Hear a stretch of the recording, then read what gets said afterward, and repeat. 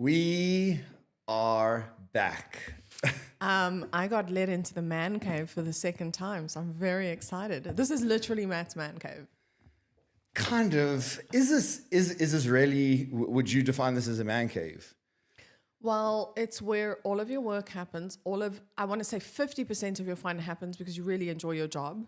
There is another 50% of fun that happens in our lounge because we have a DJ booth set up. Yeah, I don't think I already have a man cave. No, to be honest, this is your man cave. If you are missing in the house, I know to come here. That's just because I'm always working. I feel like a man cave needs to involve video games, probably like a fridge with beer in it or something. I don't know. You don't even drink beer. I know. That's yours what would be Monster. Your man cave would be a Monster. Oh man shit, cave. Monster. Yeah, that's a good one. And we actually have a fridge. Our lovely friends got us one. Yeah. But I mean, that leads us to a very obvious question, which is, what is up with the change of setting? Why are we in my man cave and not in the previous studio? And basically, it's just like, I don't know how you feel, but I just want to make everything in our lives as convenient as it can possibly be. Well, and as stable, because I feel like we've discussed this before in terms of how often we've moved in the last year, how much has happened, how much life has changed for us. So stability is like, there's like a level of like peace that we're chasing now.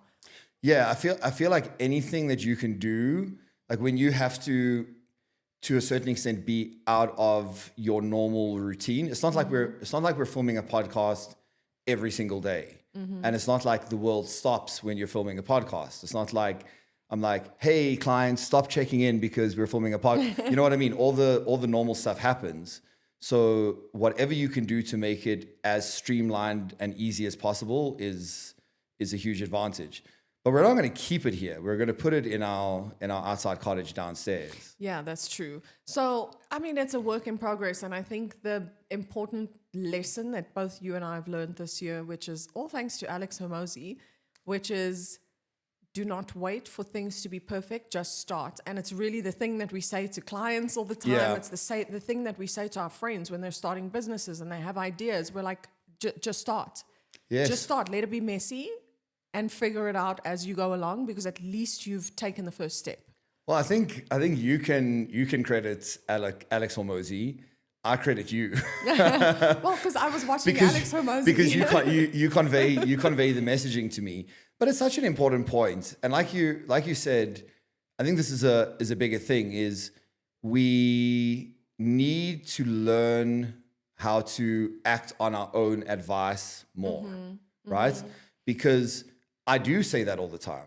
Like with new people that are coming into the game, whether it be coming new into coaching or whether it be new into fitness in general, I use that exact phrase all the time. It's never going to be perfect. Of course. Don't wait for the perfect moment, the perfect opportunity. It's never going to be perfect. Just start, get moving. I think it was, and maybe this is just my personal interpretation of it, but it felt different with something like this because yes, it's a separate endeavor, but it's related to the overall business. Yeah. And I'm like, if I'm coaching at a certain standard and I'm producing other content of a certain standard, then my podcast also needs to be of a certain standard. But now I've learned, I listen to your advice because I'm smart. Who the hell wouldn't? You are freaking smart. You know that. Of course I know. You better know. Of course I know. Yeah, good. So I listened to your advice. It was such good advice because perfecting this or making it better, I've now realized can only happen by it not being perfect and then you learning from those mistakes. Like some of the stuff that's gone wrong hasn't even necessarily been mistakes. It's just been shit that you don't know about until you try it. Yeah. Basically like learning nuggets that we're picking up every single time as we go along.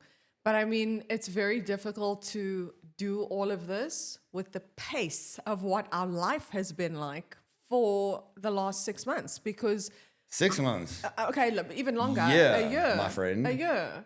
Bro. When did you turn? Okay, bro. When? Just by the way, we call each other bro. because that's my guy. I don't know why he calls me bro though. I think there's certain couples that don't like the bro thing or the female. Yes. No, actually, I think it's both. I know guys that like to their girlfriends, why don't call me bro? I'm your husband. I love that shit. I know that because you're also my friend. You're my bestie. Exactly. So you are my bro. That's the thing. People mistake it as if it's non-sexual. Yeah. But like, this is my bro.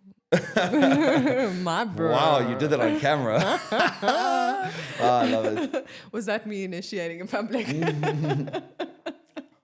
No, but should we leave the cameras on or turn them off? I am not an OnlyFans girl. Let's just put that out there. Not if my face is in it. So no, I think it's the pace. Like I mean, first of all, this year has been chaotic in the sense that everything has happened in a very short space of time. I mean, we had a lot of personal, upheaval and moves and lots of difficulties, I think, and challenges last year that taught us some really valuable lessons in terms of who we pour our energy into, which was very important. And what? And who and what, what. yeah. But I think the who is probably more important. The who is more important. Like, and I think the who can define the what. Yes. Yeah. 100%. But the pace, right? So people see us on social media, which, by the way, Matt and I are not good posters in terms of giving people some insight into our daily lives because we don't have the time, number one. And number two, I think also sometimes it's one of the things that we forget because our number one priority and key initiative is to make money. Yeah. So if it doesn't make me money, I'm not concentrating on it. I'm just like this is a thing that becomes admin to me, right? Can I reframe that somewhat? I would say our number one intention is to give our clients the best possible service because if you're doing that, you're going to by default be making the most amount of money. Yes. But then there are these intangible things like you're speaking about POV content, day in the life kind of stuff, which I know from a theoretical level could contribute to better business, more client inquiries, because I think you've made the point before, but it's so difficult to find the time and resources to create that kind of content when it's not going to be directly adding value. Like you've made the point before that you feel like if the average person that follows me on Instagram or YouTube were to know my personality better, I would probably be getting more like direct coaching inquiries. But you think that the perception of the average person that doesn't actually know me intimately is like, I don't know, that guy's intimidating or intense. I would describe it as intense because when it comes to work, obviously you've got your focus faced on, and I will never forget the day that Tiens was helping you backstage before I was, into coaching and being sidekick at bodybuilding shows. But I recall the day that Tiens saw you for the first time in work mode backstage, and you had 6 competitors that day, if I'm not mistaken, 6 or 7, and he called me. That was Han, Danny, Kevin, Manny, and then Bianca was doing a pro show in Texas, I think. Yes. And there was one other person that was doing an amateur show, but also in the US somewhere. Correct. And just by the way, this is things people don't know, right? And we're working on this. We're working on trying to make sure that the visibility, particularly for the athletes, is coming to the forefront in terms of the amazing work that you're doing. But I recall your friend helping you backstage and calling me on the day and going, is he mad? Like, I don't know, have I upset him? And I was like, no, my friend, this is it's bad when Tiens asks me that question. Yes, the king of elbows.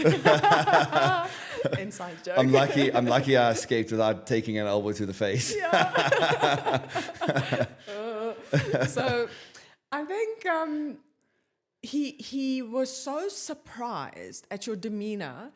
And I said to him, no, my guy, this is Matt at work. This is what he looks like at work. This is what because the level of focus and intensity that you give your clients, nothing must ever swipe past you, with ever. That. And he was like, he hasn't eaten. And I was like, don't worry. And I walked in and I was like, how's everything going, my love? Are you okay? Eat your food now. And then I went to him and I still think I didn't. you didn't. And I went to him and Yeah. I said to him, make sure he eats his food. And he's like, what am I supposed to tell? I was like, tell him, direct him. He will do it. So PHATS said so. Yeah. I do think that people obviously deserve, also to see what our lives just look like in general, because sometimes when we say we're busy, I'm not sure that the message lands because there's no insight and context into what that is. But this year, in terms of how busy it has been so significant because it's been so rewarding. I mean, I was thinking about the fact that we woke up in Cape Town a couple of months ago and it was like, we're so excited for this year. And we said this is the year, because we had a lot of our friends that were competing this year. Yeah, we because were like, a lot of them, mainly the boys, took the year off last year. So we knew this was going to be a heavy season of competing. And I mean, looking back now over the last 6 months and seeing how many people did you turn pro just in 2 weekends? I think it was... Well, so far this year, it's four people. You've turned 4 people pro already within the last 6 months. You have a masters competitor that is going to the Olympia. Mm-hmm. There's just so much. People don't know that we are also working on weekends. We are also doing things after we work for an American company, guys. So our timelines are very different from what anybody else's is. This is the... I would like to say this is the theme of at least my year so far, is trying to strike. I don't like to use the word balance too much, because there is no such thing as balance. As we already referenced Alex Hormozi. I don't fully agree with it, but I think to a certain extent there are definitely periods of time in life where balance is not an option, because if you want to be moving forward and you want to be being more successful and growing yourself and growing your business and all that, that there can't be balance in that. Mm-hmm. It's right. It's like a fat loss phase or a contest prep. It's like, for that period of time, whether it's 8 weeks or 12 weeks or 16 weeks or 20 weeks, by definition, there is no balance. Mm-hmm. The balance comes in the bigger picture of things. But for lack of a better term, I'm looking for more balance in the sense that, when I started coaching, and you'll remember, well, when I started with Pro Physique, let's put it that way. I started coaching when I was 19. Yeah. So I've been doing it for almost 20 years. But when I started with Pro Physique, my ambitions were very misaligned, because I was like, hey, if I have 15 regular clients by the end of this year, I'll be very happy. And then all of a sudden, you're a year into it and you have 80 clients, and then you're a year and a half into it and you have 110 clients, and then you have 130 and then 150. And you don't necessarily have the systems in place to keep up with that, right? Well, I think it's not sustainable when I look at the amount of time that you're investing in it, because your day begins at 4 a.m. You're already out of bed at 3:45. Yeah. So 4 a.m. you're up, you've already started working. And I think, for now, for this period that we've been in, this is a season. It's been competitions, like now especially, almost every single weekend. I mean, this weekend you have 3 competitors 4, including Zach, right? Yeah. So 4 competitors on stage this weekend. So the season is just very tough in terms of the amount of time that you're allocating to it and the amount of work that's going into it. Great. We're trying to have conversations about, can we find a 5-day period to go on vacation together? Yeah. And it's literally defined by who's competing over the course of the weekend, because we can't be on leave, we can't take vacation if there are people competing, because it's not, you can't, oh, sorry, bye, I'm going on holiday. It doesn't work like that. Well, I think also the amount of pressure that we put on ourselves for coaching, and I don't think everybody has this. So I'm self-referencing. They definitely do not. I'm self-referencing our household. Yes. Because, I mean, if I have to take a step back and look at last week and the week before, I was halfway to pneumonia, and you had one of the worst chest infections we've ever had in our lives. And we got up and we did our Did check-ins. it change a damn thing? No. No. We got up and we did our check-ins every day because you know what? This is my people that I am working with, that I actually care about their success or, what's happening in the process. I'm not just going to abandon them. This is 100% correct. It's not so, there's no time, there's no days off. It doesn't exist in that world. And it's not because, please, my clients, if you watch this, I want you to know it's not because of you. This is a me thing. This is a me thing. I want to be that person that shows up. I want to be the best that I can be in my craft and in my trade. And it comes with a cost, because look at us. We posted the other day and we were laughing. We were like, this is our first date night we took in a year. We had a Rufus Du Sol concert that we were supposed to travel to Miami to. And we checked out. We were like, this is not our season to be doing that. This is where we need to be focusing now. And what happened? The weekend that we would have been seeing them, Pets and Tians turned pro. And there's no guarantee. Yeah. There is no guarantee that necessarily would have happened had we gone. I think with Pets it probably would have.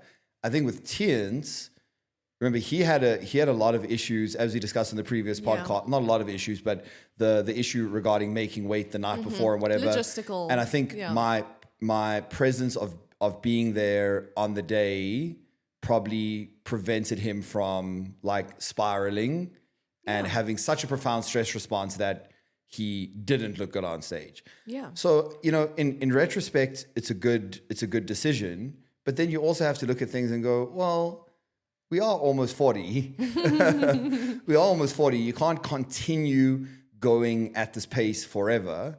And you very, very kindly right now, I like how you did it, because the way that you said it was to actually have my back and make me not seem like a complete asshole. But the reason why we didn't go for a date night in a year is not because of us, it's because of me. Because I got so caught up in work and competition and content creation and all that kind of stuff that I wasn't thinking about anything else. And you brought it to my attention. But what really hit home to me was that when you brought it to my attention, I was already having thoughts of, holy shit, I don't know if this level of work, I don't want to say the workload, I don't know if the way that I'm scheduling and running my days is sustainable. And here's the thing, looking at it that way is not just about me and my well-being. When I had my initial consult call with Joe, and you'll know better than anyone, I've not worked with him for a long time, and I've not known him for a long time, but out of almost anyone else that I've been affiliated with in this industry, he has changed my mindset more profoundly than anyone. Because he said to me something that just struck every chord in my body, and he said, if you're not taking care of yourself, you're not going to be giving your best to your clients. So you're burning yourself out for your clients, but that's having that in the long term is going to have the direct opposite end result. And that really, really hit home for me. Then we had that conversation, and I realized that it wasn't a matter of, well, I haven't taken you out on a date night in a year. It was a matter of we decided we have not gone on a date night for a year. It wasn't something that I was indebted to you to do. No. It's also something that I want to do, that I enjoy, that I was neglecting for also myself. No, but there is a season for everything. And we had decided last year when we did the first move, we were like, this is the season of hustle. How many times in our relationship, and this is what I love about our relationship, is we know when it's time for injection and we know when it's time to pull back, and we both have different roles in that. When it's time for injection, you're the one that's pushing us and going, let's go. Like I think that's something that I really enjoy about you, is like the drive that you have, that I also have. It's just not, I'll be honest, not at the same level that you do. You're very special in terms of what you have. I've never seen anybody that has what you have. I've never, and I'm not saying that just because I'm your wife, but the drive that you have. I would usually contradict you with a compliment and try and be humble, but I know that is true. It is true, Matthew. It is true, and I know, I called you by your government name, Matthew. See, this is when I know I'm proving my point. What did Don't Nix you? just call you? I don't know. I don't want to repeat it on camera. But it's very special in that when it's time to drive, we made that decision. We purposefully and consciously made that decision, and we said we are dedicating our lives this year to making the very best dreams come true in the time to come. And when it's our time, we will also take that time and be able to like pull back. And I'm the pullback girl because, guys, you don't know me. I know how to have fun. So I am very, very good at... Fats is the good time girl, guys. Yeah. She is the good time girl. Like the fact, and I say this as a huge compliment to you, the fact that you were able to go through the transformation that you did, and the fact that you are able to now apply those principles to your clients and get them to do the same thing is, to a certain extent, a lot more impressive than me doing the same thing, because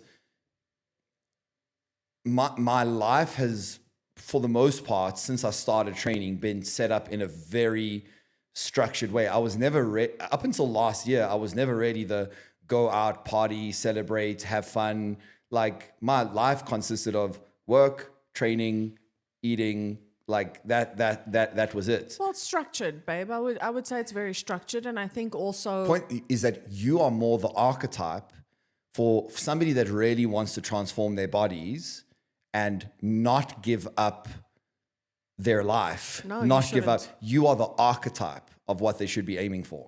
Thank you for saying that, because It's true. It's really something that I concentrate on a lot. You know, working with clients is so funny because they are checking in with their numbers. You know, I send our spreadsheets. Okay, so they're checking in with their numbers and their macros and their steps, and we're tracking their sleep, their recovery, their stress, digestion. We're doing all of those things.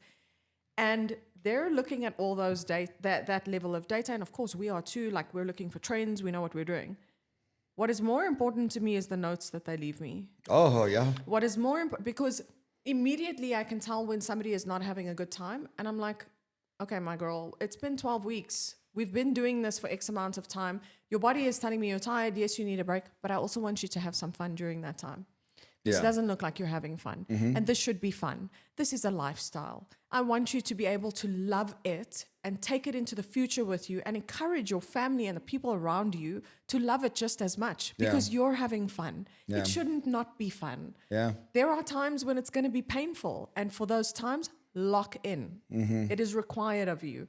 But also, when you're locked in, enjoy the little things that you have won in those moments to say, you know what, my life is a shit show right now, but I still got it done. I may be in pain, but I still got it done. I don't think in any endeavor, whatever it is, you can expect yourself to be at 100% capacity all the time. Like, you know, like at school or at university, college, whatever you want to call it, you know, there's that end point of every semester where you're like studying for exams and then you're writing exams and all that kind of stuff. When that is finished, you're burnt out and you need a vacation. But the thing is that when you get into work, whether it be in corporate or I think more specifically when you're running your own business, those times have to kind of be, and even in a body transformation process or a contest prep or whatever the case is, those times of pushing and then those times of pulling back either need to be self-imposed if you can do that, or imposed by your coach or, like, let's say a business mentor or something like that, or even your partner sometimes, aka PHATS, because I'm looking at you and while you're speaking, I was actually just thinking, first of all, I like your demeanor when it's you and me here, because now people are also going to see, you know, the soft side that I get to see every day, and they can see it from your body language and, you know, how you're projecting yourself right now. My soft side is far more prominent for the most part. Yes, it is. You know what I mean? Yeah, it is. Yeah. But also, just while you're speaking and you're saying this thing about when to pull back and when to push, I I am so grateful for your coach. Remember, I slid into his DMs and said to him, thank you, because the things that he has taught you in terms of how to implement that in your life. And that's why, like you're saying that I'm doing this with my clients, you're also doing it too, because you're now having to experience it yourself, where sometimes you're like, okay, you know what?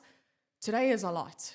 Today is a lot. I need to just pull back for an hour and have a meal, because sometimes you don't even have time to eat, my dear. I've seen you. Yeah. So two things, and I don't want to turn this into a session of like just blowing Joe up, but I've legitimately worked with a number of guys that would probably be considered, even 20 years from now, legends in the industry in terms of coaching, like trailblazers. John Meadows. Guys that have changed the game of what coaching looks like. Yeah. John Meadows, Paul is definitely a trailblazer. I mean, realistically, when Paul started coaching, like how many coaches were coaching IFBB pros with a flexible dieting approach? Yeah. Virtually none. Yeah. Okay. So John, Paul, Luke, the whole J3U team, all of them are phenomenal coaches. All of them do things completely differently. But the reason why, for me, Joe stands out is not because of him as a traditional bodybuilding coach, but because he takes a much wider view on you as an individual. And it's not just about training. It's not just about nutrition. It's not just about recovery. It's not just about sleep. It's about a more like under the hood look at what motivates you, what drives you, what's important to you, and how can you still achieve your goals while being healthy and while being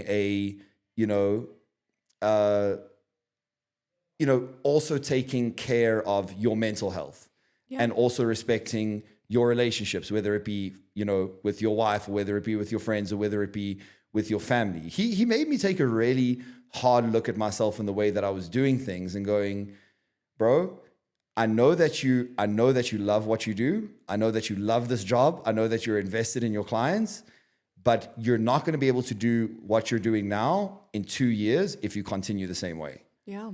And to be honest, I mean, I'm not being coached by Joe, but of course I follow him on social media, and I take a lot of what he's putting out there, and I really try and adopt it and apply it to myself and to my clients. I mean, you must remember, coaching for me is a continuous learning game. It will never stop. You constantly have to up your game and become better at everything that you're doing. And the main thing that I want to credit Joe for, and I hope he watches this, is the central nervous reset time that we have every day. Because on nature walks, sunlight exposure. We were walking, so we live in South Africa. The weather is beautiful all year round, except for today. I don't know why. Oh man, it's winter. It's winter now, and we're in the West Rand. Yeah, it's quite cold. But essentially, I mean, we were those people that were going to gym and then doing our steps at gym. So we were doing 20 minutes before, 20 minutes after we worked out, whatever it was. And living here now and having access to the nature that we have, and Joe saying, get your butt outside and do your central nervous system reset. And he's been putting the data. I love data. Like, show me the research, And it's been so valuable to me that it's become our non-negotiable. And breath work and meditation, all that. Yeah.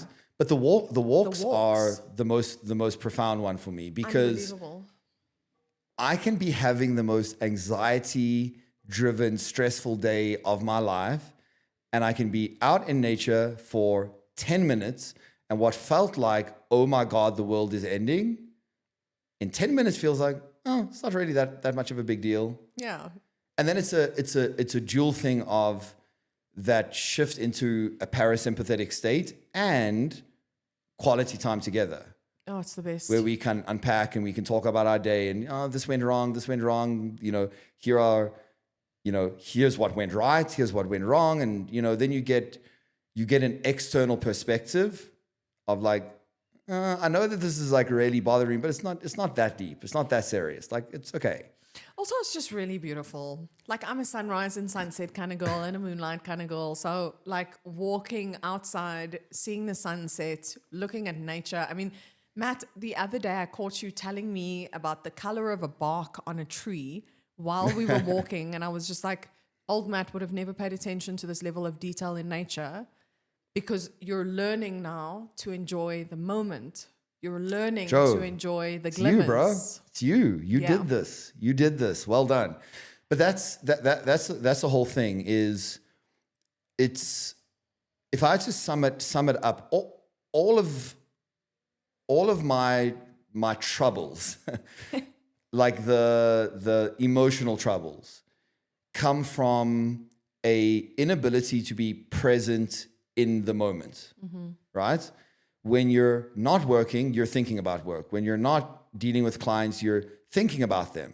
You know, I wonder if they're sticking to the plan, or this guy's in peak week, this guy's, you know, and you're not just in a moment when you're supposed to be having downtime, you're supposed to be relaxing, you're not actually doing it because you're worrying about all the stuff that you need to attend to when you're not going to be relaxing, which then equates to you never relaxing. And also imagine both of us have the same job and we work at home. So home is where we work. So this is our place of business. And then and in it our, never escapes- downtime, yeah. our conversations can often go to that because we're doing the same thing. So one of the kind of skills or habits that he's taught me, and I'm still working on it. I mean, this is a work in progress. It's not like, oh, all my all my issues are resolved, but is when you're struggling to be present in a moment, focus on things that you can see, smell, touch, you know? Yeah. So if I'm doing this podcast with you and all of a sudden I start getting thoughts about, oh, I wonder how many check-ins have come in. Am I going to be working late? Am I going to be able to get to them? Are you thinking that? No, I'm actually really not. And we'll get to that later. But say that's happening. And T was asking me about this the other day. Is like you start getting that overwhelmed, you know, like almost like that tightness in your chest of like, oh my God, I've got so much stuff to do. I just focus on, like, I'll look at that light and I'll be like, wow, that's a really nice purple color. And then I'll feel the texture of the chair that I'm sitting on. And it sounds stupid, to be honest with you. But in reality, if you do that, when you're focusing on a sensation, you can't be focusing on other stuff. Yeah. So that brings you, it grounds you in the moment. And you might have to like do that a lot initially, but then it becomes less and less and less frequent, you know? Well, I mean, those are anxiety grounding techniques. Yes. You know that every time somebody's about to have a panic attack, they have to touch. So touch something Yes. around them to feel it. But I think what I'm enjoying seeing about you is, you know, we have a waterfall right outside our house. And yesterday I came back from the dentist and I was just feeling all horrible. And I pulled my chair up and went outside and sat in front of the waterfall. And here you came down the stairs and you were like, oh, it's my turn. And you put your chair next to me and we both faced the sun and we just sat there for 10. And it was idyllic. It was beautiful. And we weren't thinking anything drastic, talking about what we were just enjoying the sound, the view, and the moment. And it was beautiful. It is wonderful. And you know, you played me that short reel from, I think it was Chris Williamson the other day. That I can't remember his exact words, I but will basically tell you. but yeah, go ahead. So he said, and I even posted it to my stories yesterday, he said, stop trading things that will make you more money, that will give you a worse quality of life. Yes. And essentially, like, Matt and I are very good at, we love chasing a number. Okay, so we both have sales backgrounds. We both have this competitive edge in us. We both have this drive that, good Lord, I've never seen it in the two people in the same household. Who's more competitive, you or me?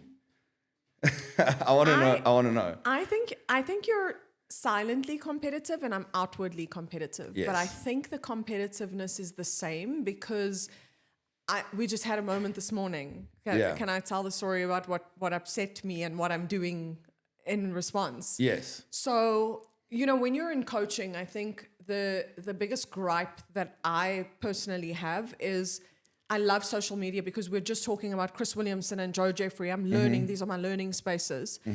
And for the average person, the amount of bullshit that they are exposed to on social media that is inaccurate, or that, creates fear in people about food, about training, about what they should be doing with their body. It is confusing. I never blame when a client asks me some of these questions like, should I shock my body and do a different exercise every week? I'm never upset at them. I'm upset at social media, because who said that? Who said that? And now some person is believing this nonsense. So education for me is power. And obviously when you're a coach as well, you will receive clients that have been coached by other people. So they come to you with an array of information and sometimes like really inaccurate stuff. That's why I know you and I are both very data focused, and we like research. Like I will share research with people at the drop of a hat and go, no, we're not doing this. Science says, let's rather go with science, right? Because we actually have proof of it. And I've came across a coach recently who was claiming to be an expert in a certain field. It was actually in hormones.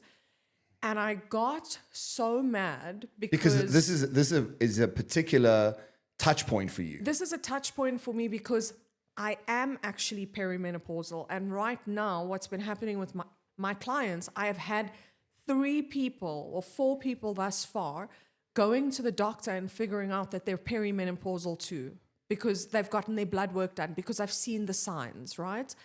And having an experience like this is very personal to me, because I know that if you do nothing about it, you will get stuck there and think that there is no other options. There's lots of options for you to, medically treat yourself and get yourself to a better position. And so when we talk about things like hormones, okay, as a coach, you are working with a healthcare professional side by side, because the client needs to, I can't do your blood panels for you. The client needs to go and work with their healthcare professional, and then you take it from there using the information that you have and that you know. So when I see people claiming that they're hormone experts online, I want to die, because I'm like, from where?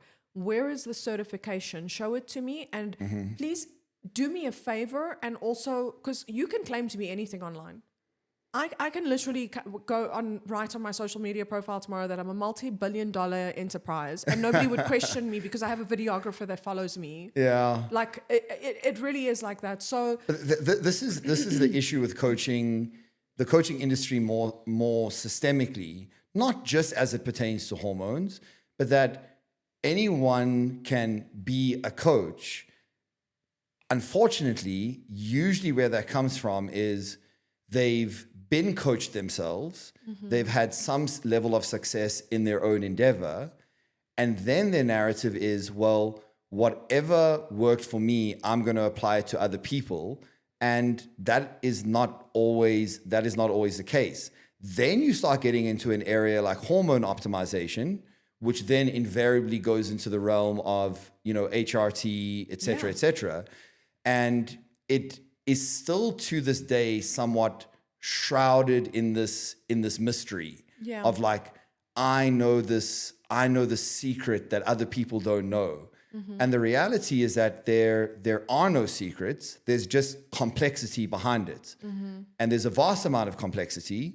And to be a true expert on hormonal optimization and the relevant treatments as a result of that, it requires a lot of study and a lot of work, and ideally also doing that alongside a healthcare practitioner. Absolutely.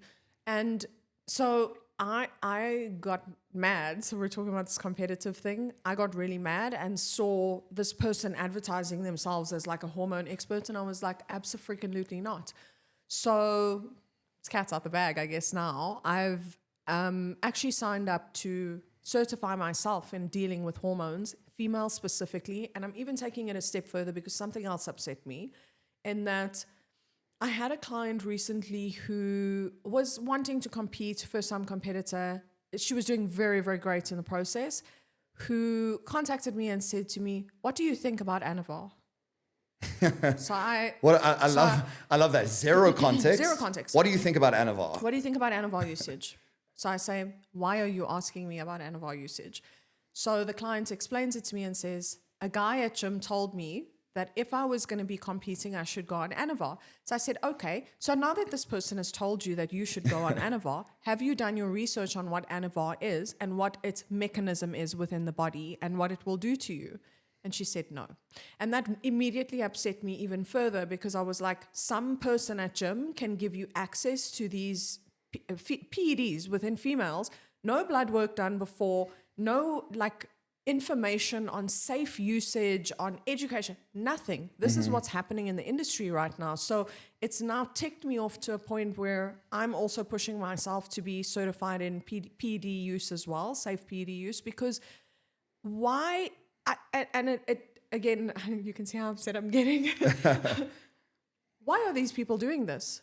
It's the same thing as coaches that have never studied anything about a person's metabolism and how that actually works, and they're giving people cookie cutter meal plans that's just one size fits all. It's the same thing, but it's much worse. It infuriates me. It's the same thing, but it's much worse. So now we're messing with people's metabolisms and their hormones. Yeah. Imagine that duo. I cannot stand it. No, listen, I mean, it can certainly be incredibly frustrating, but as our good friend Pet always says, the cream will invariably rise to the top.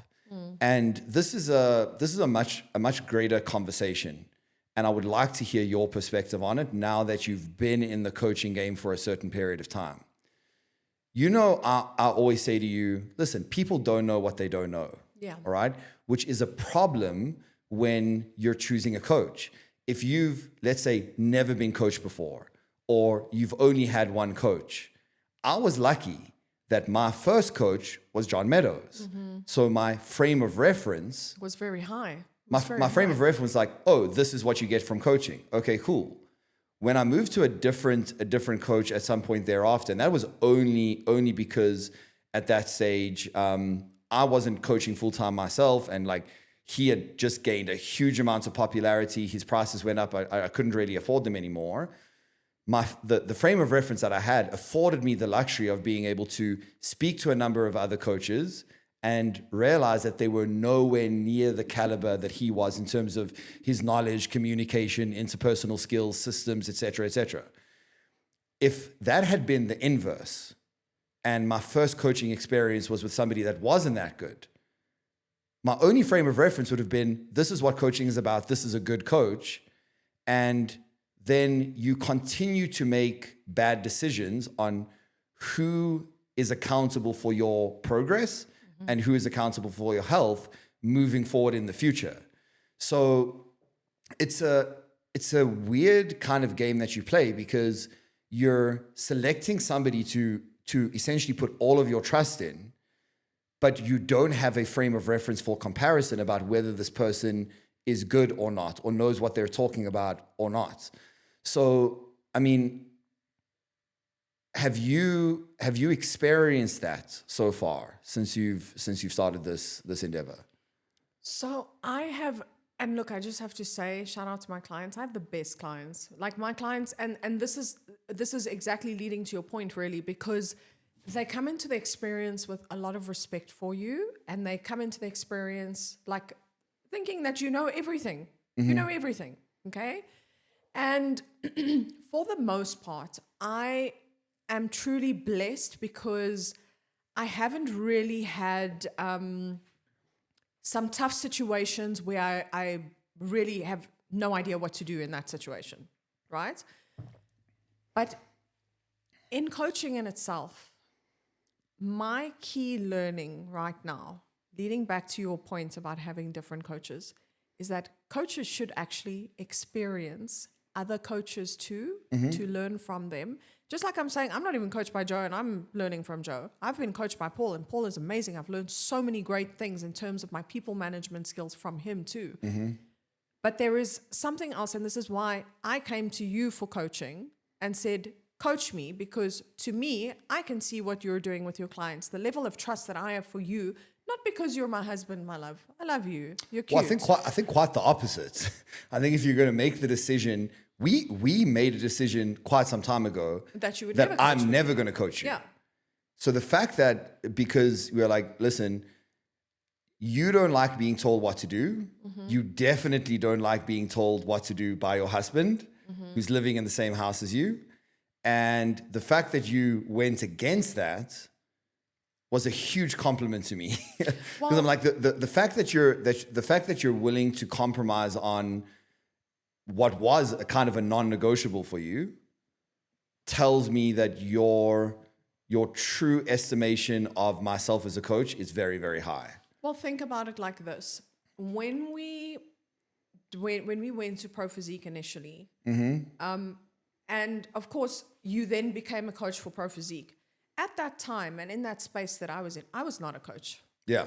Okay, so that meant that to me, what that looked like was in marriage, my husband would be telling me as the calorie Grinch at home, don't put that in your mouth. Calorie Grinch. Because you're going to check in with me on Monday. I didn't want that. I didn't want to blur those lines because I was like, I still want to like you. So when you increase my cardio and you decrease my food, we're not going to be in a great space. Yeah. Then I became a coach.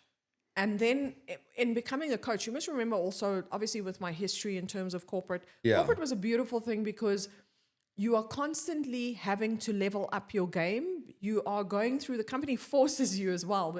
I worked for an amazing company, so they were forcing education on your throat. It was like, you will be a better leader, you will be a better manager, you will be a better person. Let's learn about all of these different courses and amazing things that they set you on.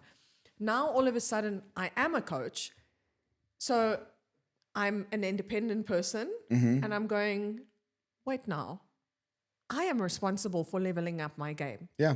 I want to be better than, yes, other people, of course, but also better than me yesterday or the day before or the day before that. That means that if I really want to be a good coach, I want to learn from someone that I perceive as the best. I perceive that you, and you must remember, I've been here to see your growth exponentially over the last 10 years and to see how you've evolved as a coach and what you've done. And the many different phases and seasons that I've seen within you. I mean, you must remember also when you were working for Pro Physique in the beginning, I was like, this man is a drill sergeant. That is my impression. He is a drill sergeant. I'm seeing you also go through different phases from what you're learning from every other person that has coached you, that you've implemented into your skill set, but also into your life. So to see that play out and go, you know what? If I'm going to learn from who I perceive as the best, I'm going to do it and I'm going to leave my ego at the door. That was the first thing for me. Just like we say about marriage. Yeah. If you're going to be in this marriage, when it comes to love, leave your ego at the door because we're both on the same team. Yeah. And I also thought about it and I thought, we have something very special between the two of us in that even just from a Pro Physique perspective, we are the only husband and wife on the team. This is true, I believe. We are the only husband and wife that is currently on the team. And it is so nice to be able to have that. But at the same time, I knew that I needed to upskill myself because I had a situation where somebody came to me for coaching and they were experiencing they were a previous competitor, experiencing a lot of hormonal attenuations from past life stuff that has happened in their competing seasons that they are now wrecked. And I didn't have the skill set to help them, but they wanted to come to me. And I gave them to you and said, I know you're going to do an amazing job with this person because I'm not afraid to say that I am not equipped to do what this client needed. You were. Yeah. But I never want to be in that position again. Absolutely. Well, I think, this is kind of like the, I guess, unofficial follow-up to the initial episode that we did with you. Sorry, Pet, that you're not here. But Love you, Petty. you can always, TK Pet, you guys can always just move in with us. Totally. And then you're always available to do podcasts. Just saying. Yes. But so it's kind of the unofficial follow-up to that. And we ended that first episode unintentionally so because of camera defaults. Yeah. Who knew that I needed dummy batteries and there were little fans that attached onto the back of the cameras to prevent them from overheating? So you live, you learn. Yeah. But basically it ended off where we were, your corporate journey had kind of just come to an end.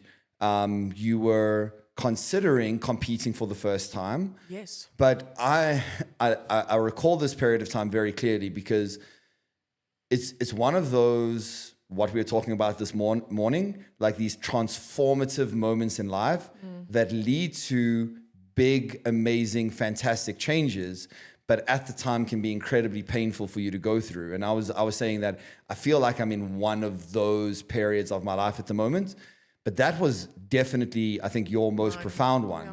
And there was a huge amount of reticence about leaving corporate because you were always in corporate. You loved the company that you worked for, etc. It was your identity. There was safety in corporate. And now you were looking at venturing into doing your own thing, going into coaching, maybe competing, and you were taking it seriously. And I'd never seen you work so hard in your life. You were like very, very low calorie, lots of cardio, training like a bee, doing like ticking every box and just not responding at all. Nothing, no movement. And in fact, I think there were times where your weight was just like going up. So we will call this phase from now on the unintentional bulk, because that is what happened to me. So what essentially, you're right, because I was with Paul at the time, and I think we had planned like a 20-week prep. Yeah. Right. So it was like, I was 12 weeks out when this happened. It was just before we went to Madrid. And I was, guys, you must remember, I'm not slating Paul in any way when I'm saying that I was on very low calories, because that is what's required of you when you are in a competition prep. In some cases, yeah, no, the context is like is king. Previously, I was dieting forever. Previously, you were just in a lifestyle fat loss phase, which as with their lifestyle fat loss phase was up and down based on what was going on in your life. This is a contest prep. Yeah, and like I've said like so many times before, and I'll say it again, whether it be a fat loss phase for a lifestyle client or whether it be a contest prep for an athlete, that is not sustainable. It's not meant to be sustainable. If you're like, oh my God, your calories are so low, it's like, yes, they fucking are, because this is the goal that I'm moving towards right now. It doesn't mean they're going to be that way forever. Yeah. But I'm trying to get a certain level of responsiveness within a certain time frame. It takes what it takes in the period for you having to do it, right? Yeah. So I was gaining a kilogram per week, which is about 2.2 pounds. And guys, if I tell you, I'm incredibly meticulous when it comes to my macro tracking, incredibly meticulous about getting in my cardio. Like, I did the things. And then I was suddenly, and for the people that don't know me, I am a very happy-go-lucky person. Like, Matt always talks about me, and he's like, "Oh, she's the sunshine. She brings the sunshine to the room." I really am, and I'm the good time girl. I love to have fun. You're the kind of person where it's like people will know you for 20 seconds and just want to be your friend. So, what happened was I was then feeling emotionally trashed, and I kept thinking maybe it's because of I was still in corporate. Do you recall that I was were still you still in corporate? Okay, I was still in corporate. It was just before I left, and I was feeling emotionally trash. I could not wake up in the mornings, and I was thinking, this is prep. This is prep. And you were like cranky and down and just not your normal ray of sunshine. I was depressed and couldn't understand it. Yeah, let's just say you were depressed. Let's call it honestly what it was. Yeah. I was depressed, and I could not understand it because I was like, my life is beautiful. Yeah. I know my life. Nothing has changed. Why am I feeling like this? So one day Matt comes to me and he says to me, my love, I'm sorry to tell you this, but you were in a deficit for quite a significant period of time. I mean, of course, you did take diet breaks, you did maintenance for a period, like you were doing the things, but I have seen this in natural competitors where they're not enhanced, they're not on any gear, they do a competition prep, and then their hormones are completely tanked. I think you need to just go do your blood work. And I was like, I was like oohing and ahhing about it. I was like, okay, fine, I'll go do my blood work. So I told Paul and I said, look, I'm just going to go do my blood work, because him and I couldn't figure it out. You must remember, from Paul's side, he doesn't know what I'm doing. He could have been sitting on the other side thinking, this girl is eating the house down. Yeah, or it's like she's not, and she's just saying she's not even something that radical, but thinking like, there's always that possibility that, you know now. People say, I know how to track my macros. And They then don't really know how to track their macros. Yeah. They're like adding olive oil to this. They're adding, sugar and honey, or like adding honey to their tea or whatever. And they're like, oh, but it's healthy. It's like, yeah, but it contains calories. Yeah. So there's always that problem solving element where is this true non-responsiveness, or is this an error in what the person is doing? Is it non-compliance, either knowingly or unknowingly? Yeah. But I lived with you. Oh, yeah. So he saw I everything that was knew- going in my mouth, the cardio I was doing, like we knew. So anyways, I go and do my blood work and I get the blood test results back, and I had 0 detectable progesterone, 0 detectable testosterone. And we're reasonably estrogen dominant. Reasonably estrogen dominant. And remember, I'm going to a general practitioner for the results. And so I take Matt with me to the appointment because I was like, my love, I'm just going to be honest, I'm not educated on hormones. My own hormones. Imagine I'm saying that about myself, but it is really the reality of most females. Most people. And so I say to him, I need you. Come with me to this appointment so that I can understand what's going on. And he comes with me, and then the doctor says to me, and at the time I was very upset about this, the doctor said, well, just get off the pill and go home, you'll be fine. It's normal. It's normal. And I was just like, I cannot live like this. I feel depressed every day. Just FYI, it's not normal to have no energy, be cranky, depressed every day, and not be responding to a caloric deficit. It's not. Absolutely it's not normal. Absolutely not. Then I fought back with the doctor because Matt was giving her information and saying, absolutely not. This is not even baseline level. We're dipping now into subclinical levels. Non-existence. Yeah. This is subclinical levels. We would like to hear from a specialist. So, of course, the specialist... Can I just make one point that I think is incredibly relevant? Please do. These ranges that they give you in the test, the ranges that they give you, understand that those ranges are defined by what the average is. Okay? It's a median. The average isn't necessarily a good thing. No. So it says the average ranges from this amount to this amount. Okay? If I say that the average body fat percentage of the general population is, for males, is between 18% and 36%, and you're at 32%, and then you go, oh, well, that means that I'm fine because I'm within the average. Well, guess what? That just means that the average person is overweight to the point of being unhealthy. So just because you fall within this very broad average range does not mean that you are sitting in an optimal position. But moreover than optimal, it doesn't mean that you're sitting in a position that is going to be good for your quality of life or your health. Yes. And I think this is why I'm so passionate about it and why I want females specifically to be educated about their own hormones. Because if, for example, the range is from 1 to 100 and you're sitting at 2, that is, and they tell you're in you the normal you're range. in the range, and I'm like, no, you're not. Yeah. This is not like you said, it's not optimal, but also it is not effective to give you the energy that you need to comply with normal activities within your life. It's not okay. So, just being able to get up in the morning. Yes. Imagine I couldn't get up. My husband is looking at me going what, girl, what's wrong with you? And I could not explain it. I couldn't. So then it was a very difficult road because the specialist came back and then the specialist said, okay, look, let's get you off contraception, but we do need to put you on something that's going to have bioidentical progesterone in the future, which already made me feel safer and happier because I knew you were also backing the concept. And then the interesting part came of now you will have to be on hormone replacement therapy in the form of testosterone.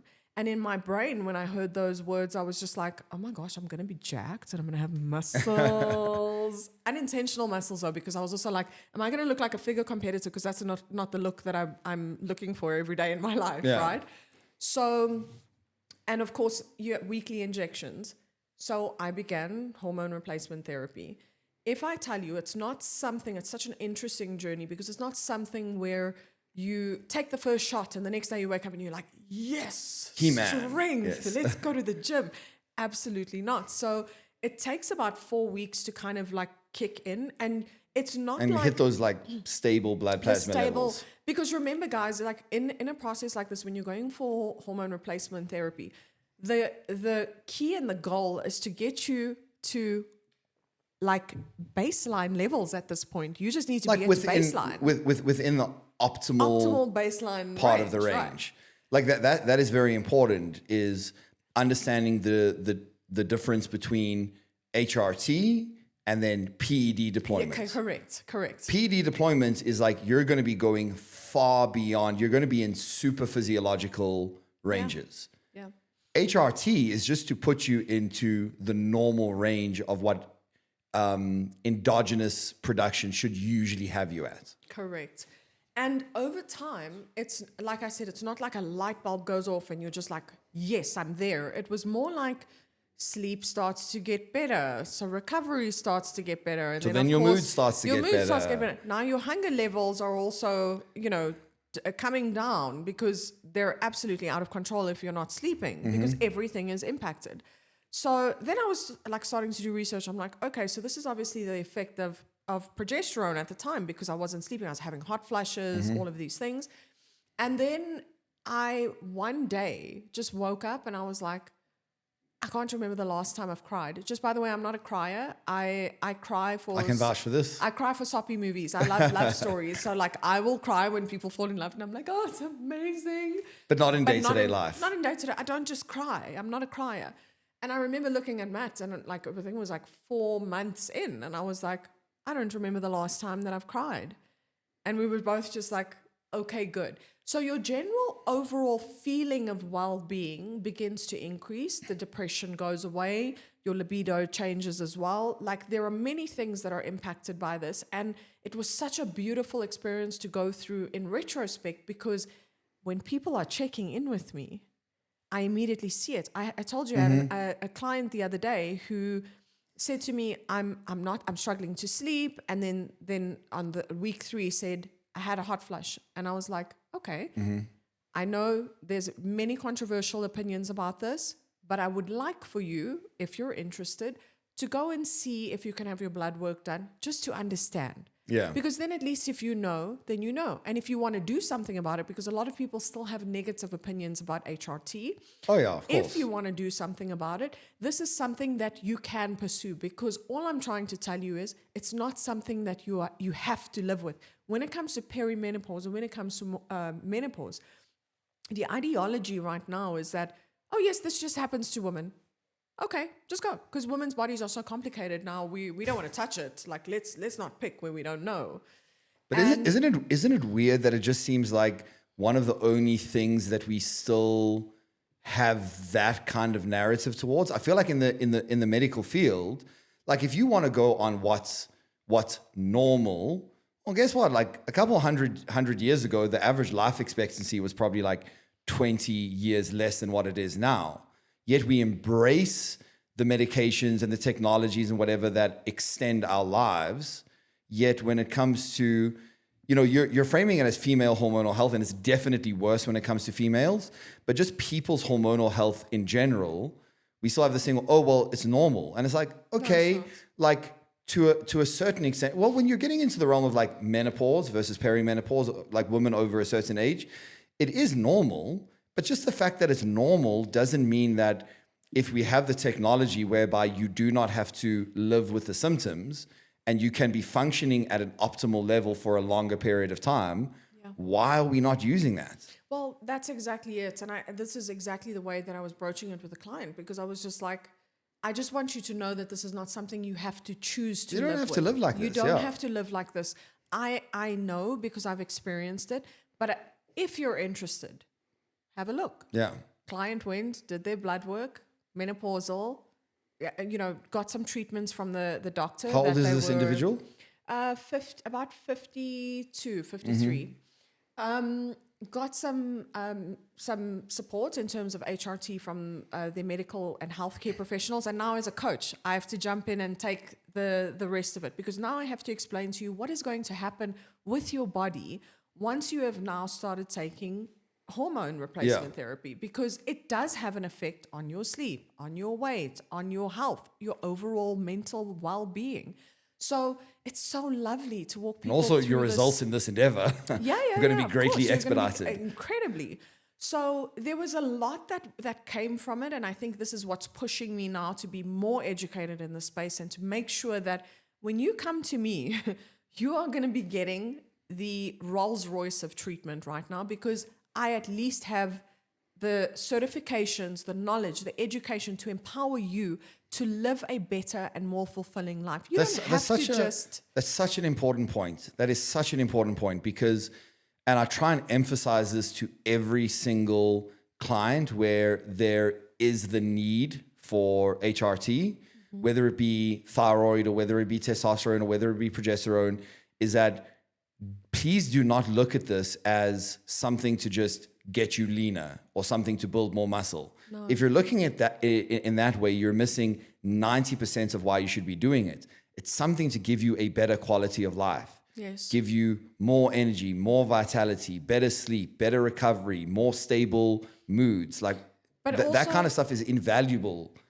But also, guys, again, what I'm saying, be informed and educated about it. You don't need a coach to tell you these sorts of things. You can do your own research. We have a plethora of research that is available to you that can explain to you in layman's terms what your hormones are, what is the function of each one of them, and how will it impact you if it is too high or too low, because it can also go the other way, right? You can have an overproduction of progesterone, for example. And what does that mean? So advocate for yourself, because I went into a doctor's room with an advocate, and not everybody has that. Not everybody is empowered. We're going to go to the doctor, and we're going to sit there, and the doctor's going to say, you're within the range. You're at 1. The range is 0 to 100. You're within the range. You should know and be able to advocate for yourself and for your quality of life. And to say, no, I do not accept. I do not accept, and I would like a more fulfilling life, but also be responsible about it, because the journey doesn't end there. For example, we were talking yesterday about the fact that for someone like me, I'm still perimenopausal. I have to go for my blood work at the moment every 3 months. I'm not testing everything under the sun, obviously. I'm just testing my sex hormones. But just to make sure that, because in perimenopause is defined as your roller coaster of hormonal activity. It will be at one place during this time, and it could be right down in the dumps 3 months later. It changes very quickly. So I think that's a huge component of why you were going through what you were going through at the time when you originally had that blood work done, is like your dad had recently passed away from COVID. It was just after hard lockdown and all that kind of stuff. You were under a huge amount of stress and pressure at work, and had been for months or years before that. We were immigrating to Belgium. There was a lot of, I mean, I can't remember necessarily all the details now, but I know it just felt like everything on your life was a little bit on fire at the time. And I just thought it was life. I thought it was life. I thought it was stress. My hair was falling. Do you recall? Yeah. My hair was falling out. I actually had lost some parts of my hairline. My hair was falling out so badly. And I was just like, it's stress. So for me, I think there is a list. There is a list of things that you can look for that are very key and definitive to kind of lead you in the direction of, do I have these symptoms? Could I be perimenopausal? Could I be menopausal? And check it. And stay on top of it. It's a journey. It's not just going to get better overnight now just because you've been given some sort of hormone replacement therapy. You need to track that hormone replacement therapy and know that you are still in the same place, or do you need adjustments? Because those things are important. I was just going to say, it's a work in progress. Like, I've had a female client that I've been working with for a long time now. And the interesting thing about her is that when we started, she was very, very responsive. No issues. She went on from what I remember was a reasonable length vacation from it was over the Christmas New Year period. And when she came back, she had gained a fair amount of weight, but once we reinitiated the deficit, it was just completely non-responsive. Anyway, the bottom line of the story is that when I got her panels done, she was completely subclinical in terms of her thyroid hormone. And the doctor prescribed her a certain dosage, which I told her at the time. I said, listen, this is below the normal starting dosage. And if this is too low a dosage, it can either just, your symptoms are going to remain the same, or it could actually make it worse. Because remember, it's not what you're taking plus your endogenous production. When you're taking it, your endogenous production stops. So if you're taking a dosage that is too low, you're going to get side effects just as if you're taking a dosage that is too high. And that is exactly what transpired. So she was on this dosage for like 4, 5, 6 weeks, and all of her symptoms either remained or deteriorated even further. And then when she got her next panel of blood work, her thyroid levels were worse than they were originally. So it's like, oh, now we have to increase your dosage. So it can be a work in progress. And when you're in it, it can feel frustrating. But when you get to the point and you hit a level that is optimizing where your levels need to be, then it's smooth sailing from there. Absolutely. And it's so, so important in today's day and age to be educated about everything. I cannot tell you as a coach how happy I get when somebody asks me a question based on research. Meaning I have done some research and this is what I found. And I'm like, yes. Well, it's such an important aspect. And it's, you hear me on my client calls all the time. And one of the things that I regularly say is I encourage you to ask questions. Because if you're asking questions, that shows me that you are an active participant in this process. Yes. I don't want you to be idle. I don't want you to just be getting instructions and following them. Yeah. Because even if you get the result that you want to while we're working together, then you've learned nothing. And you're not going to be able to apply that to yourself later in life. If you're asking questions, if you're doing your own research, if you're taking ownership of the process, that is really what coaching is about. It's about teaching you tools that you can use forever. Yeah, absolutely. And the thing is, sometimes like I've had a few moments where people have reached out to me and been so nervous because they've been coached by somebody else before.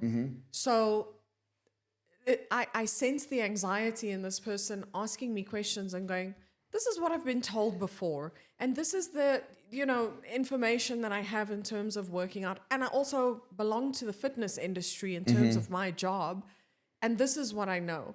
And, I don't want to step on your toes, but I want to ask you these things. And I'm like, absolutely not. You should ask me all of these things. Yeah. I want you to ask me all of these things. Don't ever think that there's anything you cannot ask me. There's no stupid questions. We all started somewhere, but I want you to get the correct information, and I will provide you with the research too, just so that your mind feels at ease. Because how many coaches, Matt, do we know in this industry that are not doing that? Yeah, most, I think. And it's such a hard pill for me to swallow. I mean, there are a lot of coaches out there, and I think that most coaches, I'm not talking about coaches at a really, really high level, but most people that you're seeing on social media that are calling themselves coaches usually get into it because they're already in the industry, maybe as a competitor or whatever the case is, and it seems like an easy way to make a living and pursue their career as an athlete or a competitor without having to be in corporate or whatever the case is. They can keep it in the industry, but they have not chosen to be a coach because that is their passion.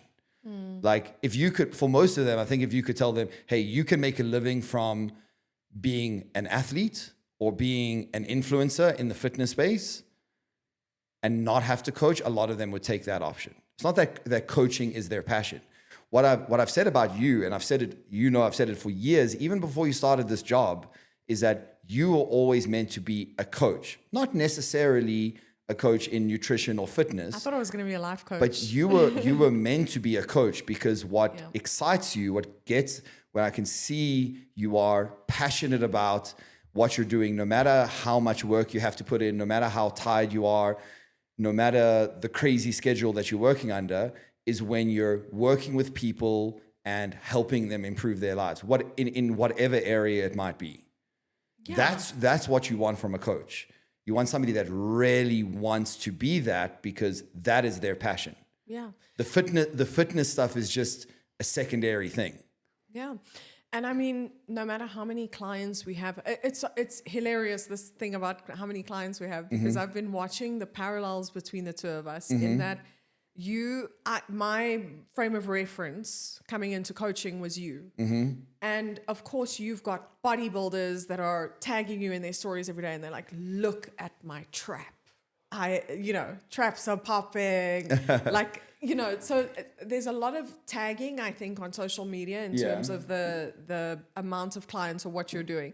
What was funny was I had a situation the other day where somebody reached out to me and they were like, are you doing okay in coaching? Because I don't see anyone tagging you in their stories. And I was laughing hysterically in the background because I was going, first of all, people that are, I want to say, millennial/baby boomers that are female don't want people to know that they're on diet. So they're not going to be taking pictures of themselves at the gym and going, here, coach, look, I walked on the treadmill. Not really. So the majority of my clients are American, and my clients are 95%, actually even 97% American at this point versus the 3% that I have that's local. And there's this, it's kind of a bit of a laughing factor for me because I'm like, people think I don't have any clients. That's cute. But I mean, even the same thing would apply to me, and that is one of the challenges with coaching is that the average person, including your clients, doesn't know how many people you're working with, doesn't know how much work goes into every single person, and doesn't know how crazy your schedule can be. Like, even close friends, like Big G, for example, he gives me shit all the time about not responding to messages or not whatever. And it's like, dude, I do not even look at WhatsApp or my messages at any point during the day because I'm sitting at my computer and I'm constantly attending to check-ins, answering questions, etc., etc. Sometimes you don't even eat. You'll miss a meal because you're like, I need to finish this in X amount of time frame. It's crazy. Yes. And with the group dynamic that you're talking about, because realistically, you're the people that really want to be working with you are people that want to go through the same journey that you've gone through.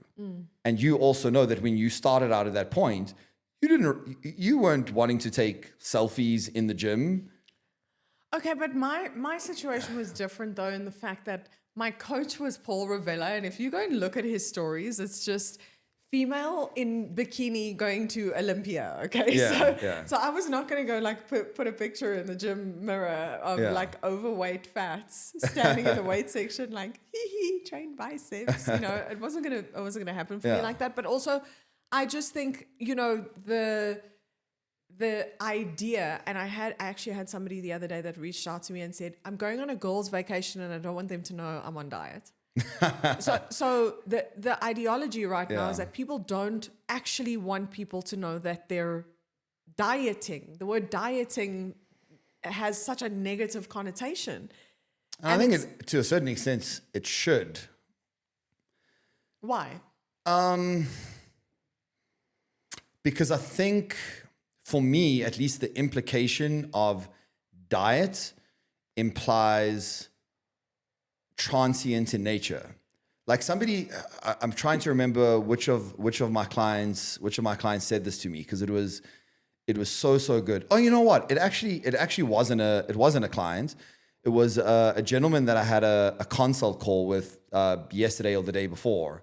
Ian, if you watch this, shout out to you, bud. But he's already like lost a lot of body fat by himself.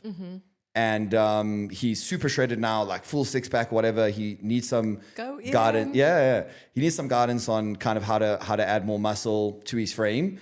And he said, his friends keep asking him, oh, but you look great now. Why are you still on diet? Why are you still on diet? And he's like, I'm telling them I'm not on diet. This is just my lifestyle now. Yes. This is just my lifestyle now. Yes.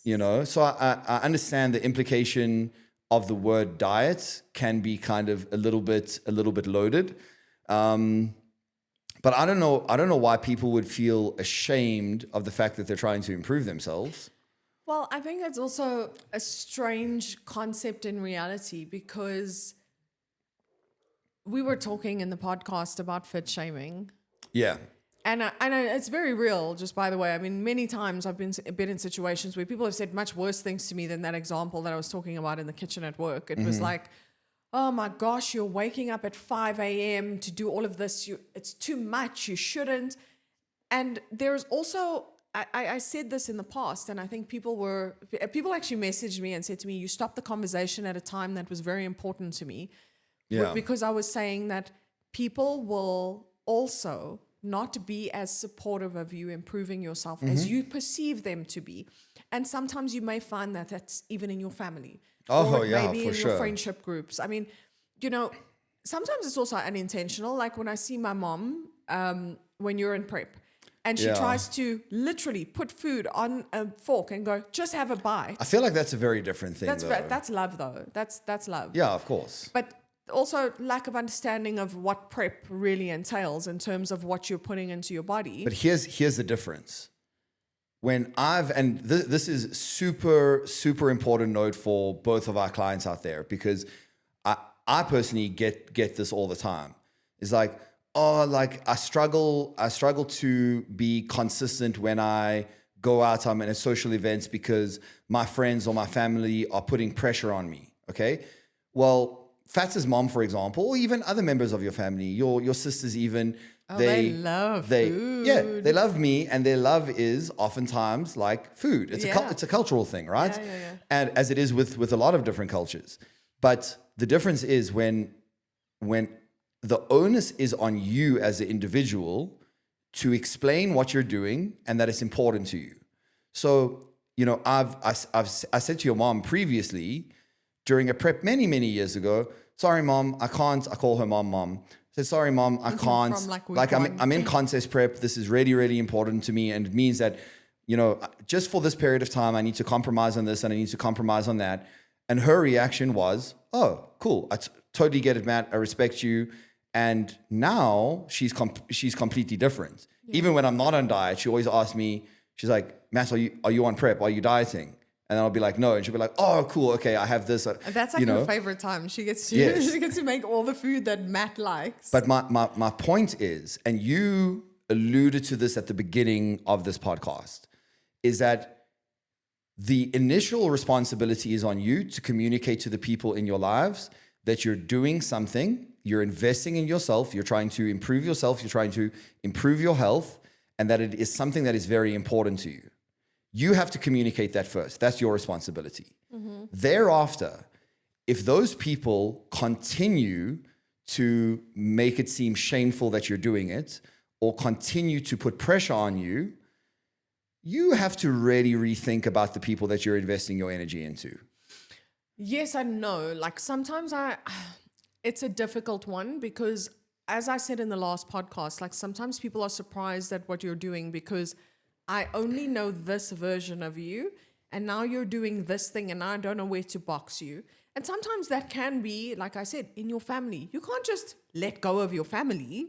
I think it's more of a balancing act of also coming to the realization that when you are prioritizing yourself, it is about you. It is the one time that you can be selfish about what you're doing. And yes, sometimes people will not understand that, and it may look selfish too. It may look selfish because we're doing a group thing, and here you are not participating. It may look selfish, but it's not forever. Yeah, it's not forever. Technically, I think if you're in a fat loss phase or you're going through a contest prep, there's a specified period of time that you're gonna do it for, and then you kind of find your way back into maintenance and you go back into normal, and then you pick those things up, but you're also going to look different by that point. Yeah. And I think it's a good assessment of, what you should surround yourself with as well in the future. Yeah. And I think that has been a big lesson for me personally within our friendship circle, because from what I know for sure is that we are by default, because of you and bodybuilding, surrounded by a lot of bodybuilders and a lot of bodybuilding wives. And the dynamic is very different there because you must remember the wife is the scaffolding and the structure to all of these bodybuilders. but at the same time, very important for the wife to be progressing and doing what they need to do in their lives and getting better in other areas as well, so that they don't become a bystander in somebody else's life, because competition prep can be that demanding. Yeah.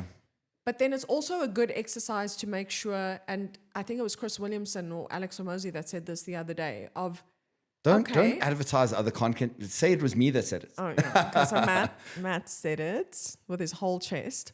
But basically, Alex, Chris, I can always be a guest on your podcast. we'll take Chris out when he comes in 2026. Hell yeah. I'm literally going to tag him in this. But it's also a good time for you to look at, now that you're here and you've accomplished something that's really good, who do you then surround you? Because you've met your goal now. Yeah. Now you need to elevate. Mm-hmm. So who is it that you're going to surround yourself with to that point of elevation to? Because I question myself a lot. Like I'm in such a great space in my life. There's so many things that are great things that are happening for both you and I. Mm-hmm. And I'm also like, I know that I want to elevate, and I know that something else is going to come next. Yeah.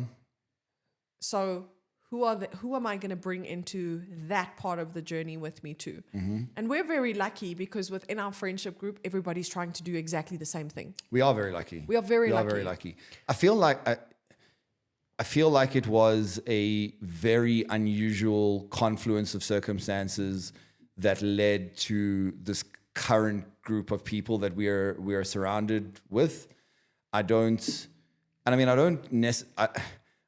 in the wushu stuff of like fate and all that kind of stuff. He believes his star sign now, though. But I don't believe it. I find it of entertainment value. But anyway, the point is that it feels like that. Yeah. It feels like that because it feels like this huge group of people who all kind of met each other, or maybe had even known each other previously, but became friends at the same time at points in their lives where they were all trying to better themselves, progress, move forward, elevate, etc. So on my previous point, I wasn't saying just cut people out of your lives. But what I'm saying is, if you have expressed to somebody that you are, and we're talking about people that are holding a very important place in your life. Mm-hmm. If you've expressed to somebody that is holding a very important place in your life, and let's take fitness out of this equation. Sure. Okay? Just general goals. Just general goals. This is what I'm pursuing. It's super important to me for these reasons, and they still don't support you. Maybe don't cut them out, but definitely take their opinions with a pinch of salt.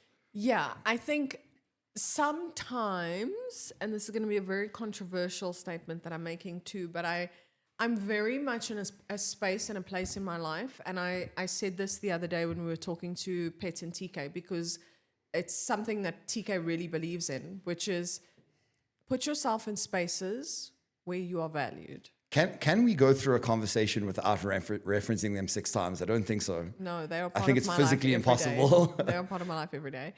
And in saying that, put yourself in spaces where you are valued. Mm-hmm. That means that every street in any relationship is a two-way street. Mm-hmm. There will be something that by proxy, by default, you're going to be getting something from your friend, and your friend gets something from you. Mm-hmm. Okay? Any relationship. Any relationship. And sometimes you may find when you go on these journeys that there is no longer a space for people that are not supportive of you when it becomes oblivious to you. And that is also okay. That is also okay to cut those people out. That is also, maybe it's difficult when it's your family, but it is also okay to protect your energy. It is also okay to protect your journey, because the people that are supportive of you will be on the journey with you. And we always say that when we talk about business, when we talk about the things that we want to achieve. Sometimes we talk about our plans and it seems outlandish to people, and I'm like, don't worry, you're going to be on the journey with us. Yeah. Right? And they get it when they see it come to fruition. And I think that, just in general in life, and maybe it's a bit late for me to be coming to the party, but right now I am absolutely not interested in anybody that is, because I am an energy giver. I know that in my life, for as long as I can remember, I have always been pouring energy into people because I'm very good at it and I love doing it. And it is That's your part default of setting. It's my default setting. I want to take care of people and I want to make them better.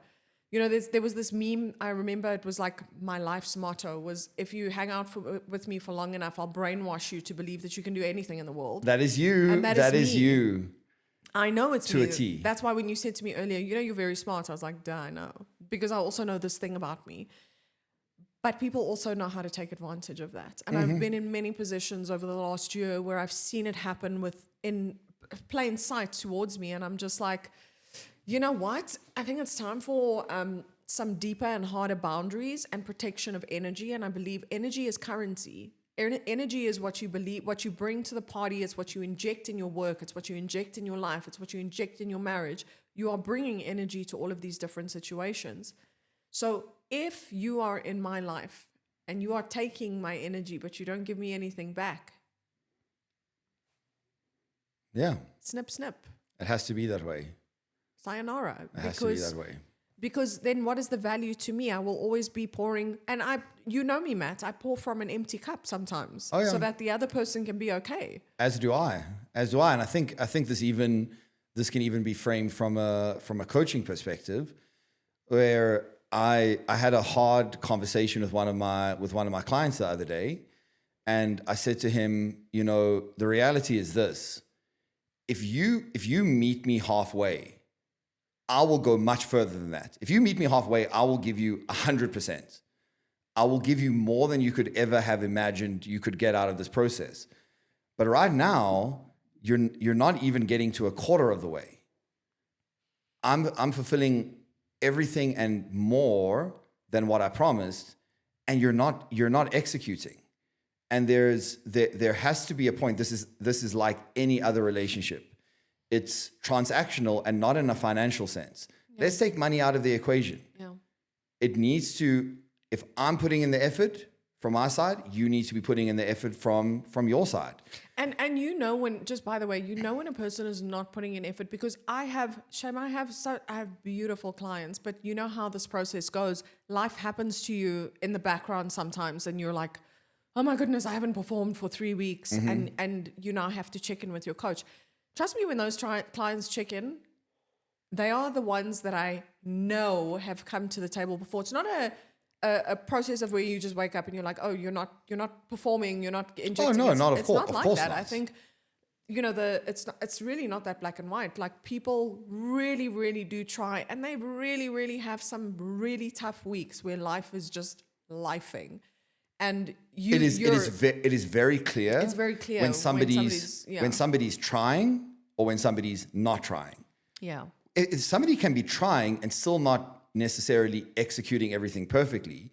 But if you're trying, eventually you'll get there. Yeah. You'll get there without yourself realizing it. Even if it's like a 1% improvement every week. Correct. Eventually you'll get there.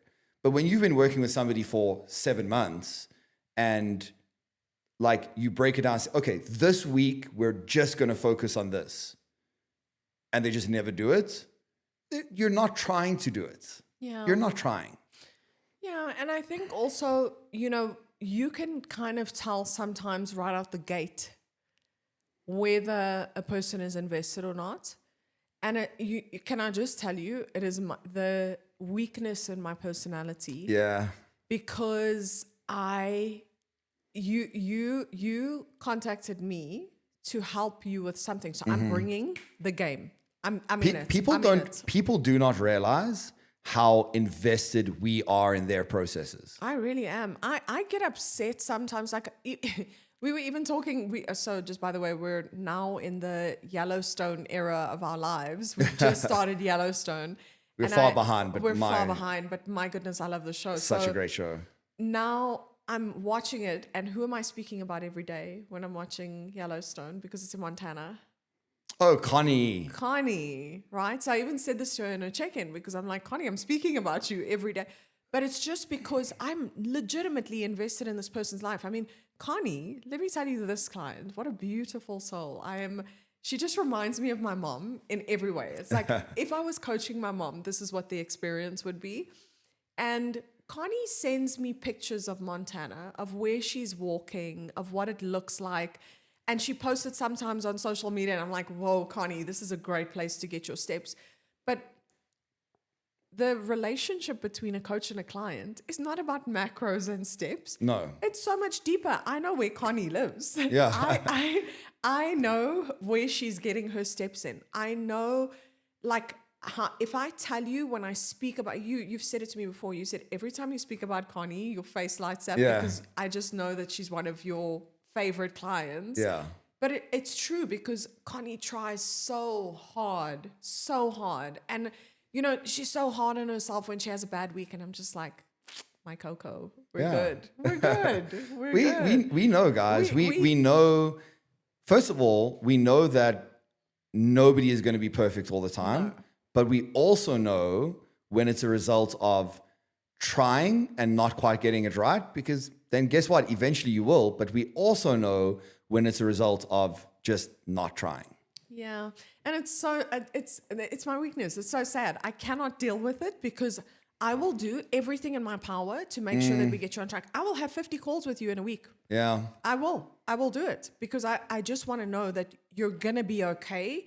We're going to try everything that we can try to get you to where you need to be. But the reality is when, you know, you can see that someone's just, it's so hard for me. It's so, so difficult. And, you know, coaching is such a wild experience because it can also be very emotionally investing in that, just like we're saying, we know our clients, we know what's happening in their lives. We're also concerned about them and worried about them. God forbid there's a death in someone's family or something has happened. We're following up and being like, dude, you have to be invested in them. You have to be invested in them. It can't just be about macros and training. You have to be as excited, if not more excited, about them achieving their goals as they are. And I think it's also important to be that invested because I see it as, okay, first of all, I'm the manager of your weight. Second of all, I am the holder of your metabolism to make sure that it remains at, you know, peak levels. A good functional level, at all times. And I think the third thing is when your life is rough and you are balancing everything that you can, but, you know, something's got to give somewhere. Sometimes that may be, let's pull back. Let's take a break. It's important for you as a coach to know that. It is important for you to know when somebody is overloaded and it's like, listen, let's just give it a break, whether it's training, whether it's, you know, diet breaks, whatever that approach is. Removing something sometimes from somebody's life can make a world of a difference to their recovery, to their mindset. Oh, yeah. It's so freaking important. I love my job so much. I love my job so much. It's also, it's dangerous to be so invested in so many people. Yeah. So, because you take that stuff personally. Yes, of course. You know, you take that stuff personally. Is there anything that I could have possibly done to make this person successful in this endeavor? You know, what could I make better? What could I correct? And the reality is that with a lot of people, it's not necessarily something that you could do better or correct. For them, it was just the wrong time or, you know, whatever the case may be. But it's hard because you do take it personally. You take pride in how you operate, and you take pride in what you do. And that is one of the hardest parts of the job. What are the other challenges that you've experienced that you didn't anticipate when you started? Yeah, so look, I think I'm going to go down the financial road as well, because remember with coaching, you have to build up a client roster over a period of time. And once you get to a happy place, that's where and also remember we have goals too. So like I have a number of how many clients I want to have in my head. I have ambitions of what I want to become as a coach myself. Like we were speaking about the courses that I'm doing and where I want to take the trajectory of my business, but not only my business, myself, right? And who I become in the process. But I think it's been a wild ride because for me in the beginning, it was like, I am working with this incredible company who's doing, you know, quite a bit of the bulk work in the background in terms of getting us leads. Like they are really, really empowering us in a great way. And especially for me, coming in from, I've never worked for a coaching company. I was going to do it by myself. Yeah. right? So I would have been responsible for generating those leads and doing all of the Marketing, the content creation, all that everything. kind of stuff. So I belong to a beautiful system right now that is doing all of those amazing things and supporting us in the ways that we need. It can be wild though, because it's not, in the beginning at least, not a consistent income. People cancel all the time. Like, Yeah, of it course. could be because, I mean, I had it the other day. Somebody had actually, no, I had 2 people who are going to be traveling. So they paused their subscriptions because they were going to be traveling. And then, another 2 people who had health issues that were like, it's not the right time. And I was like, cool, no problem. But at the same time, when that happens to you, that means your income has dropped in that moment. Yeah. Your income has dropped at that moment. And now it's like a wild ride because I'm like, oh my gosh. Oh my gosh. Now I need to make up the money for the next month. And so people don't see that and they don't realize how hard coaches really have to work to make sure that you're managing your income so you provide your own stability. Especially in the beginning, I think. I mean, at your level now, you're pretty consistent in terms of your numbers, right? Of where you are and where you want to go. But you've taken the time to build that up. So that was one of the first things. I think the second thing is I didn't realize how controversial I would find coaching. And when I say controversial, I mean how many ridiculous people that are not educated are giving people information and advice on social media, and it drives me up the wall. I cannot stand it because this level of information, you must remember, my mom is on social media. Yeah. Okay. If I anticipate that my mother would be taking this information in and on Sunday lunch educating me and telling me, we should do the blood type diet because this lady on social media said, I want to cry. I want to cry. Cannot stand it. So I never anticipated that as a low that I would be experiencing. But, I turn it into a positive. We were talking about that this morning. If people are doing that, it only pushes us in the right direction to educate more, to be better, to know more, to empower more. With science. Yeah. Right? Like, I am such a big Lane Norton fan. Yeah, Lane is the best. Over feelings. Data over feelings. Data over feelings. Let's go, man. So I think that was another thing. And I think the other thing that I didn't expect is, when you're in coaching, you are dealing with 3,000 different types of people and personalities. Nobody is the same. So every single person, based on what they give you, will require a different level of coaching, right? So you have to wear many different hats. And I think I knew that coming into it because obviously I've got the corporate background. Being a manager is the same thing. Being a leader of an organization is the same thing. You are dealing with many different people. You have to understand the complexities of all. But I never anticipated that there would be no days off.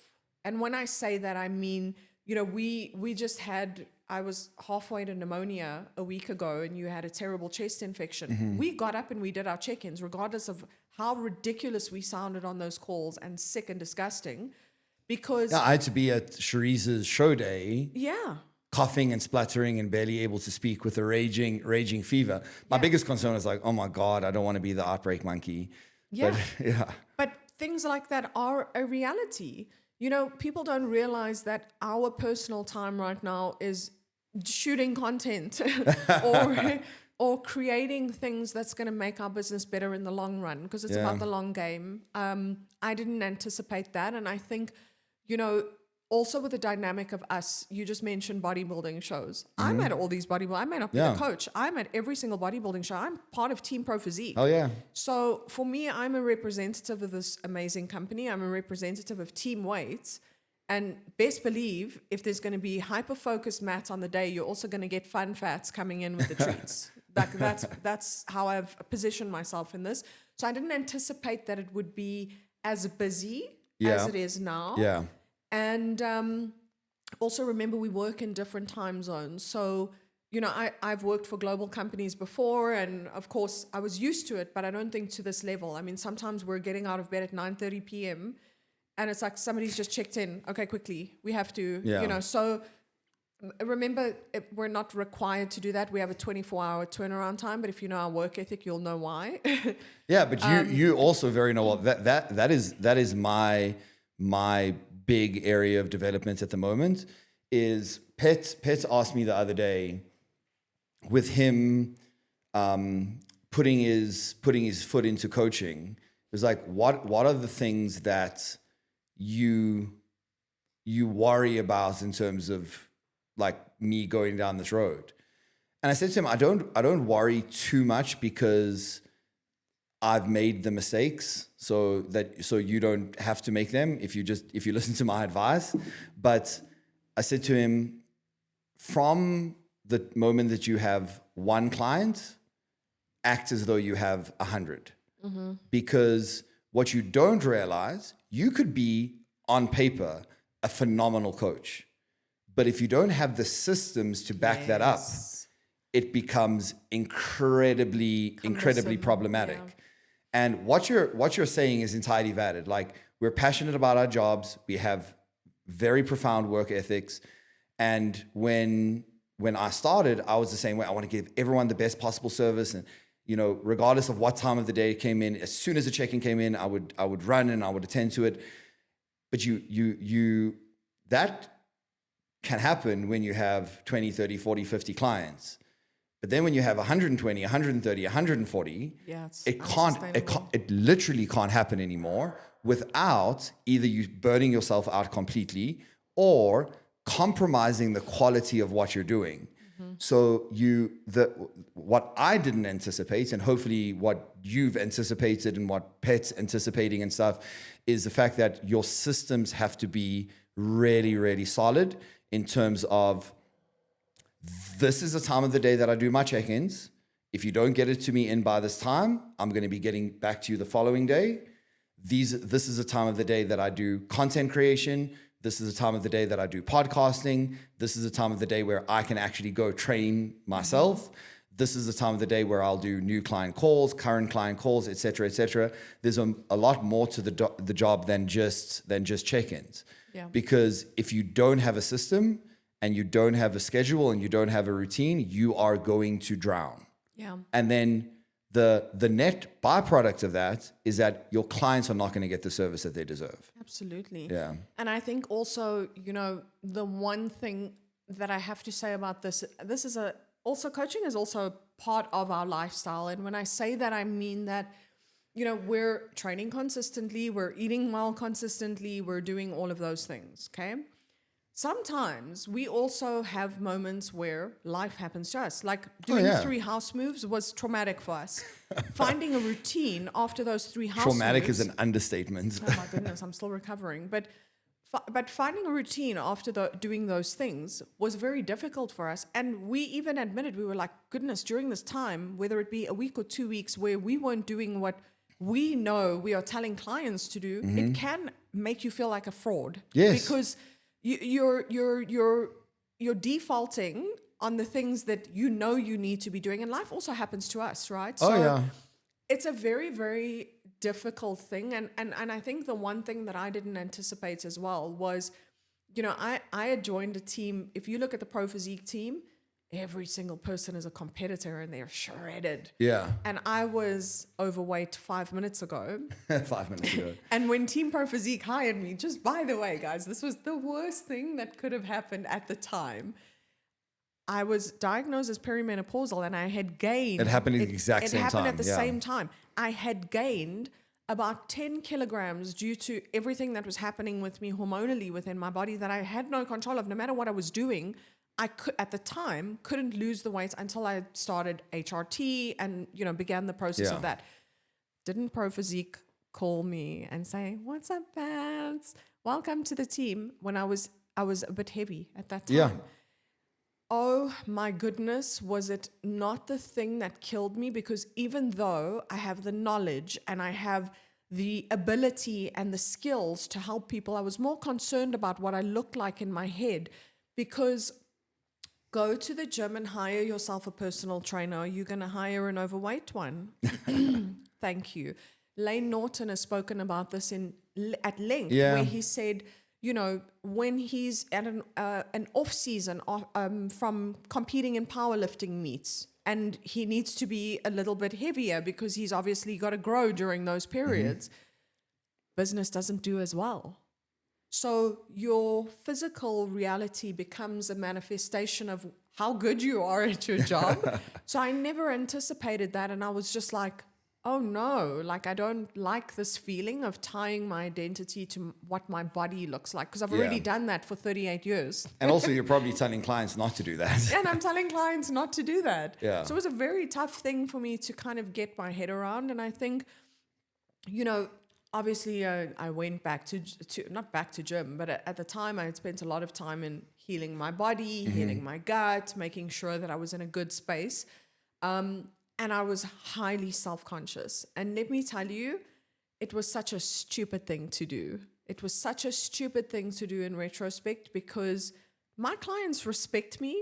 They respect the knowledge that I bring to the table. They respect, but at the same time, I'm still cognizant that I have to be a walking vision of what they want to achieve. Yeah. So it's very difficult for me, because sometimes I go, maybe I should just compete in a bodybuilding show. And then but that's actually not what I want. Yeah. What I want and what my journey has been about having a sustainable lifestyle, looking and feeling good about myself when I take my clothes off, or when I'm walking on the beach in a bikini, because I had lived for many, many years with my weight doing this. Yeah. I've never found sustainability, and I craved it.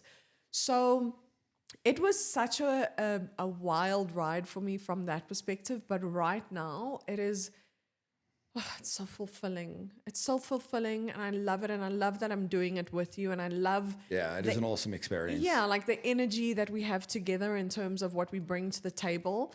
And also just like it's interesting, because when you get married and you're like, this is my person, it's us against the world now.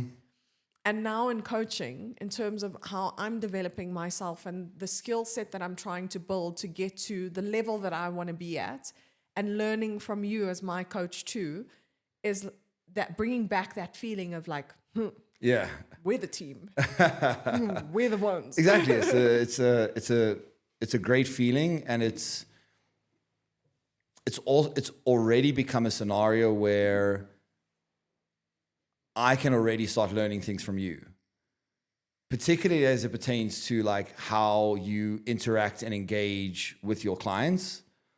I'm already learning stuff from you. Like what? Which is nice. Give me an example. Well, you spoke about me being a drill sergeant. You said in the beginning I came across as a drill sergeant, and I think it was more than just the beginning. I think it was for 75% of the time that I've been doing this. As my main career. Yeah. I think with you, what I've realized is that you don't always need to be the drill sergeant. Some people respond to that, some people don't. And it's not that I didn't realize that some people needed a slightly softer approach. It's just that I didn't necessarily know what that looked like. Well, because look at your life, Matt. I mean, if I have to come to you tomorrow and say to you, because the reality is, in the 10 years that I've been with you, you have always been competing. I feel like since we've been together, you've probably done like 8 shows, one of them turned pro.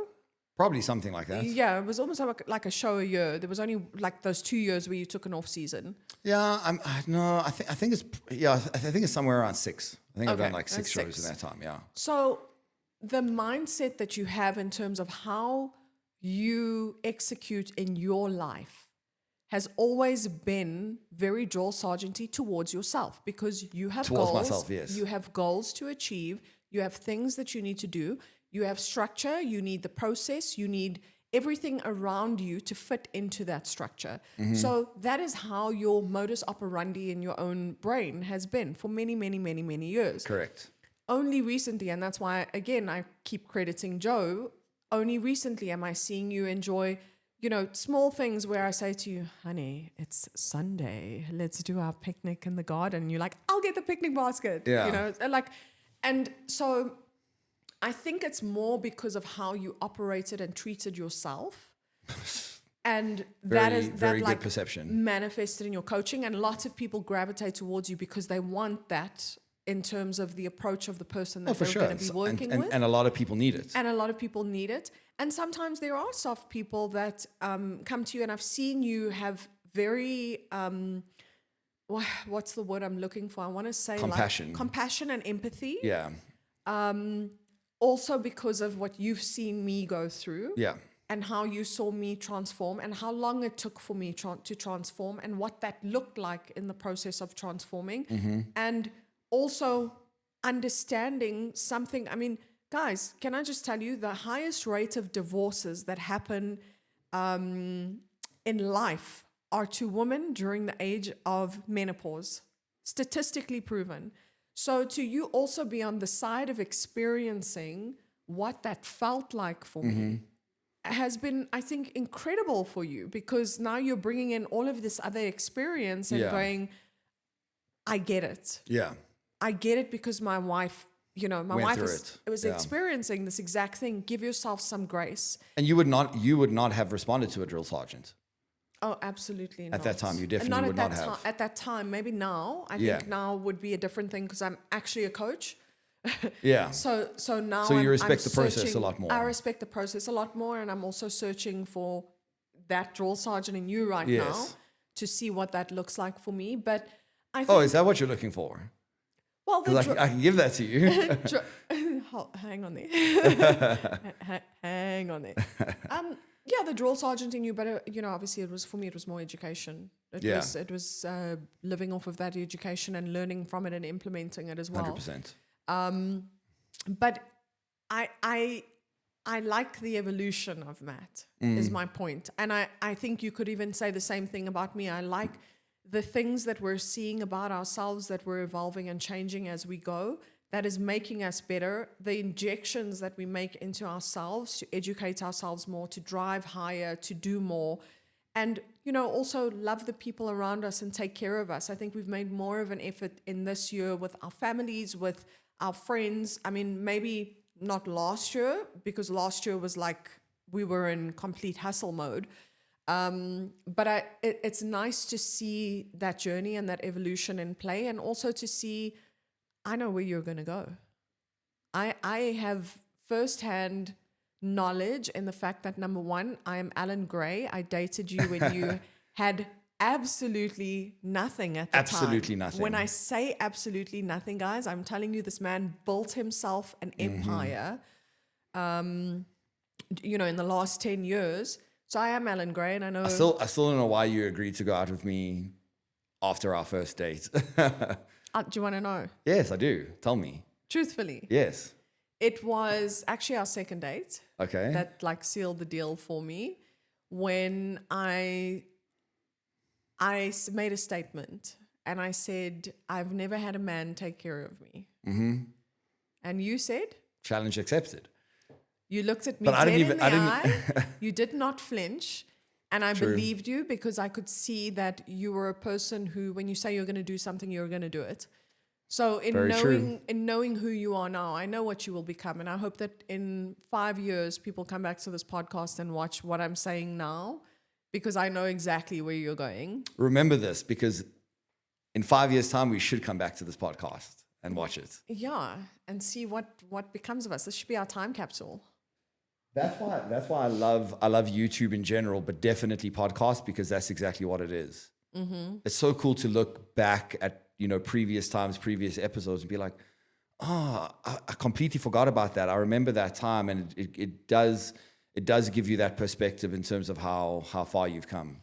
Well, the only time you should look back is to see how far you've come, not for any other reason. 100%. I think that's a good endpoint, to be honest with you. That's a 2-hour-long podcast. We're gonna have to separate. I hope they. No, we'll cut it in half. Do you want to do like 50-50? Yeah, we'll cut it in half. This was a long one. I think people can make it. We'll see. Yeah. In post-production. But so, am I going to be allowed back to talk with you and Pet about bodybuilding? Because I am very, very, very excited about. You know that you can be on the podcast anytime you want. Oh, really? Yes. I will. What are you going to call it then? The Iron Chronicles. Plus FATS. The name stays the same. Plus FATS. Side piece. Yeah, you're part of the Iron Chronicles, man. Oh gosh. I'm sorry, but you and TK are part of the Iron Chronicles. Well, TK, be prepared. I think we should get her in for the next TK one. the bodybuilder. Oh, yes. All right. I'm hungry. I'm starving. And I need to go train. And I would like some coffee. And I probably have 37 check-ins in my inbox. I probably don't have as many, but I have some. But based on the concepts of this podcast and what we've been talking about, let us go eat and go train. Let's do it. Love you, baby. Love you, baby. Bye.